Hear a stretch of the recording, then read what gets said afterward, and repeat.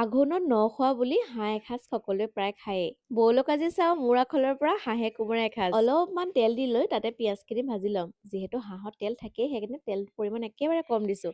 এতিয়া পিচি লোৱা কেঁচা জলকীয়া আদা নহৰু আনহাতে গোটা জিৰা গোটা ধনিয়া শুকান জলকীয়া পেষ্ট কৰি লৈ তেলতে নিমখ হালধি দি পিঁয়াজৰ সৈতে খুব ধুনীয়াকৈ ভাজি লৈছোঁ। হাঁহখিনি ইয়াতে মই এতিয়া দি দিম আৰু যিহেতু প্ৰায় এনেকৈ খায়েই সকলোৱে জানে, কিন্তু মইতো কৈছোঁ নহয় আমি ফুড ব্লগাৰ হয় সেইকাৰণে ৰেচিপিবোৰ শ্বেয়াৰ কৰোঁ।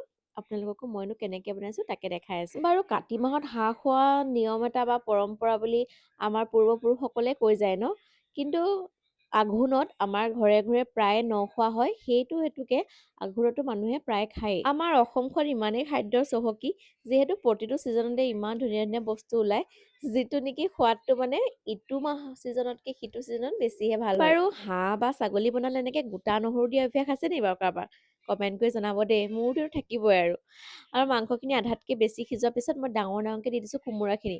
যিহেতু কোমোৰাখিনি সিজি পানী ওলাবই, মই ইয়াত পানী একেবাৰে এড কৰা নাই আৰু কলপাতৰে এইদৰে ঢাকি ঢাকি সিজাই আছোঁ।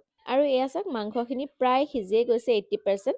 আকৌ মই ঢাকন মাৰি এইদৰে অকণমান নামমাত্ৰ পানী আছিলে তাতে দি দিলোঁ যাতে তলত লাগি নাযায় আৰু খুব ধুনীয়াকৈ মাংসখিনি সিজি গৈছে।